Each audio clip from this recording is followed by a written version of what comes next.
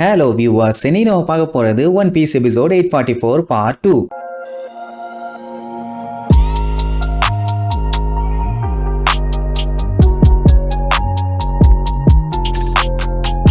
Open பண்ணா போன பாட்டுல அந்த கிங் பம்மை மறுபடியும் நம்ம நம்பி அந்த விபுரு காடை வச்சு பயன்படுத்தி அது மேல ஏறி ஜாலியா டிராவல் பண்ணி போனாங்கல்ல. பாவம் அந்த மரம் என்ன கொல்லாம விடமாட்டாங்க போலயே, பேசாம நான் செத்தே போயிருக்கலாம் போலேன்னு புலம்பிக்கிட்டே வரும். அதே நேரம் கொஞ்சம் தூரம் தள்ளி நம்ம ஆளுகளை காலி பண்றதுக்காக ஒரு பெரிய படையே வந்துகிட்டு இருக்குது. உள்ள மாட்டினா அவ்வளவுதான் டண்டனக்கா, கிங் பம்மு நல்லா வேகமா போ, இல்லைன்னா நம்ம செத்துருவோம், உன்னை ரெண்டா பிரிச்சிருவாங்க அப்படி இப்படின்னு நம்ம நம்பி பயங்கரமா பயமுட்டுவா. பெட்ரோ பார்த்துட்டு என்னமா இவ்வளவு மோசமா இருக்கேன்பா. அப்ப மேல யாரோ கத்திட்டே வர சவுண்ட் கேட்கும். அந்த வாய்ஸ கேட்டவனே எல்லாத்துக்கும் அள்ளு விடும். வேற யாரு, நம்ம பிக் மாம் தான். அப்படியே பிளைங்ல தலைகீழ வருவா. எங்கடா ஐயா வெட்டிங் கேக்கு குடுறாம்பா, இல்லாத ஐட்டத்தை குடுறானா எப்படி கொடுக்க முடியும்? ஐயோ பிக் மாமே வந்துட்டாளான்னு லூஃபி எல்லாம் பார்த்துட்டு மிரண்டுருவான். ஏன்னா வர்ற போஸ பாத்தீங்களா எவ்வளவு கொடூரமா இருக்குதுன்னு. அப்படியே கட் பண்ணி ஜெர்மா கிங்டம் காட்டுறாங்க. அங்க இருக்க ஜெர்மா சோல்ஜர்ஸுக்கும் பிக் மாமோட பைரட்ஸுக்கும் வேற லெவல்ல சண்டை. இப்போ ஜெர்மா சோல்ஜர்ஸ் வந்து சாவுக்கு பயப்படவே மாட்டானுங்க. அவனுங்க மட்டும் பிக் மாமோட பைரட்ஸ்ல வந்து சேர்ந்துட்டானுங்கன்னா கண்டிப்பா இவங்க ரொம்ப ரொம்ப பவர்ஃபுல்லான ஆளா மாறிடுவாங்க.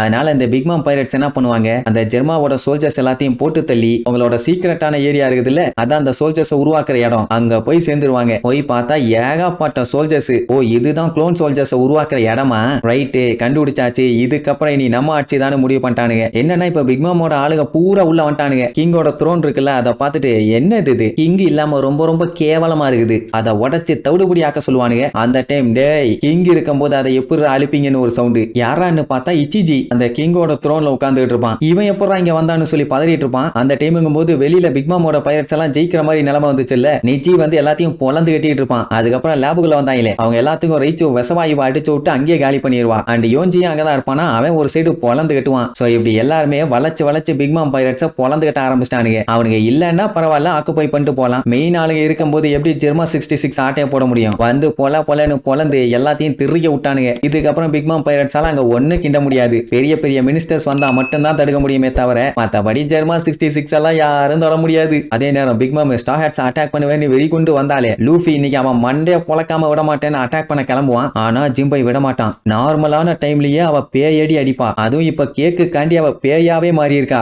இந்த டைம் நம்ம பையன் சண்டைக்கு போனான்னா மண்டை உடையிறது உறுதி. இவங்களோட வேலை அவகிட்ட சண்டை போட்டு ஜெயிக்கிறது இல்ல, சட்டு புட்டுன்னு கப்பலுக்கு போய் இந்த ஏரியா விட்டு எஸ்கேப் ஆகுது. ஆனா இவ இப்படி வெட்டிட்டு வரும்போது இவங்க எப்படி கப்பல்ல போய் சேஃப்டியா ஏறி நங்கூரத்தை எடுத்து அந்த பாய்மரத்தெல்லாம் ஓபன் பண்ணி விட்டு அதுக்கப்புறம் டைரக்ஷனை பார்த்து பொறுமையா போவாங்க. அதுக்குள்ள கப்பலை 2 துண்டா ஆக்கிர மாட்டா. பில்டிங் செய்ய பிஸ்கெட் மாதிரி திங்கறாளாமா. மலை கப்பல் வேற சின்ன கப்பல், ஊதுனா போதும் சோலி முடிஞ்சிரும். விரட்டி வர்றாவ எனக்கு வெட்டிங் கேக்கு வேணும்னு வெறியோட கத்திட்டு வரா. இங்க நம்பியும் அந்த கிங் பம்மை எப்படியாச்சும் வேகமா போடா, பக்கத்துல வந்துகிட்டு இருக்கா, வந்தா மொத்தமா காலி பண்ணிடுவான்னு அவனை முடிஞ்ச அளவுக்கு வேகமா போக சொல்லுவா. ஆனா அவனால அதுக்கு மேல முடியல. லூஃபி கத்திட்டு இருப்பான், சீக்கிரமா சன்னி கப்பலுக்கு போங்க அப்படின்னு. அப்படியே கட் பண்ணா அந்த கட்டகுரி இருக்கான்ல, அவன் என்ன பண்ணுவான், ப்ரூலியை யூஸ் பண்ணி நேரா 1000 சன்னி கப்பலுக்கே போயிட்டான். எப்படியும் அவங்க அங்க இருந்து தப்பிச்சு இங்கதான் வருவாங்கன்னு அவனுக்கு நல்லா தெரியும். சோ டைரக்டா அங்கேயே போயிட்டா ஈஸியா புடிச்சிடலாம்ல, எதுக்காக விரட்டி டைம் வேஸ்ட் பண்ணிட்டு. அப்படின்னா பிக் மாமுக்கு அடுத்தது டேஞ்சரான ஆளு இவன் தான். என்ன கப்பலை மட்டும் எதுவும் பண்ணாம இருந்தானா சரி. இங்க பிக் மாமு நம்மளு கிட்ட என் வெட்டிங் கேக்க குடுன்னு கத்திட்டே வருவாளா. அட காமெண்டல் அரமெண்டல் முழுமெண்டல்